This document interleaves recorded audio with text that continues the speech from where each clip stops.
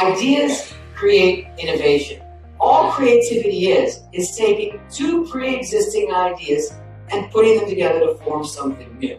Now, we've all heard 1,000 times about the power of relationships, saw it, gone to meetings, had people like me talk your ear off about it. So tonight, instead of talking about it, let's demonstrate it. What I need you to do is trust and rely on each other. Lean in and imagine what we can accomplish together. That's the power of teamwork, and it starts right now. I want to wake up the audience. I want to wake up your audience, engage their hearts and minds, have their emotions fully locked in so that the words that I say and the ideas that I express will affect them on a cellular level.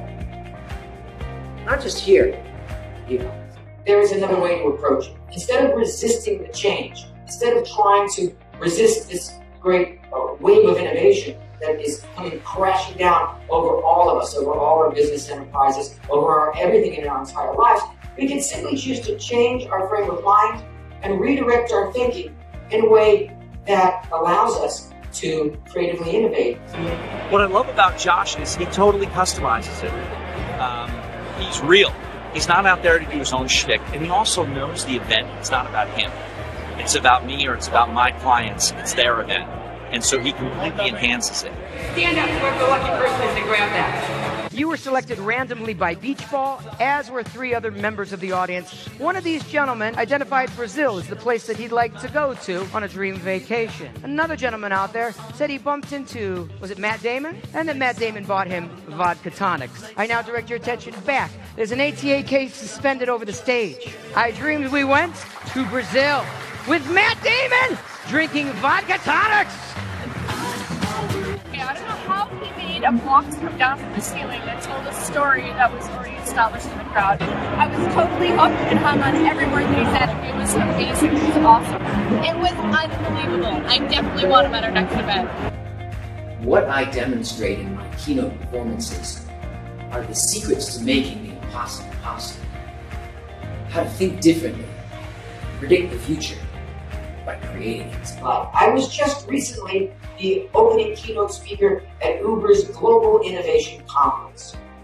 And I pointed out to them that the same technology, the same innovative spirit that allowed them to disrupt the taxi cab industry, where I went to college in New York City, we used to always hail a cab, right? A taxi medallion as recently as 5 years ago was valued at $1 million for a single taxi medallion. Now they're being auctioned off for less than $200,000 because of the disruptive innovation of taking two separate ideas, software apps and taxi services, and bringing them together as Uber did. But as I told the senior leadership, that same innovative spirit that allowed them to disrupt the taxi cab industry is the same thing that can disrupt them themselves if they don't keep that culture of innovation and mental flexibility alive. We're not in an information economy anymore. How can we be when all we have to do is ask Siri, ask Alexa, ask Google for the answer, and boom, the answer to our question appears. No, what has changed without our even noticing is that we've moved from the information economy into an idea economy. Now, there's great power in that because all of us are born as creative individuals. All of us have a creative capacity to innovate our way out of any situation and find solutions once we learn to think in that direction. Because what Nobel Prize winning scientists have in common that their non-Nobel Prize winning peers don't is magic. Nobel Prize winning scientists are more than 12 times as likely as their peers to engage in the creative hobby of magic. Now, why is that? It's because in this particular art form, you start with the impossible and reverse engineer your way back to what is possible. That's how tricks are invented. That's how routines are formed. We think, oh, wouldn't it be great to be able to do this? And how do we get there from here? If you saw my show the other night, I did an experiment where I was back to back with another lady and we both had books, right? Just think it. Just think the first. Is that an I? Yeah. Is that word into? Yeah. Amazing! And it was funny to all of you. You had a completely different perspective from her. You knew exactly how it was done. You could see inside my mind in a way because I was exposing the method to you. But to her, because she was back to back with me, she had a completely different perspective. And to her, the whole sequence was magical. Magic is simply a problem that you cannot solve.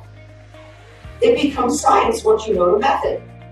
And then much less amazing, but much more accessible. I think they're onto something here. I think these Nobel Prize-winning scientists realize a fundamental truth about life, which is that anything is possible once you open your mind to it. Once you think anything is possible, then the solutions begin to appear.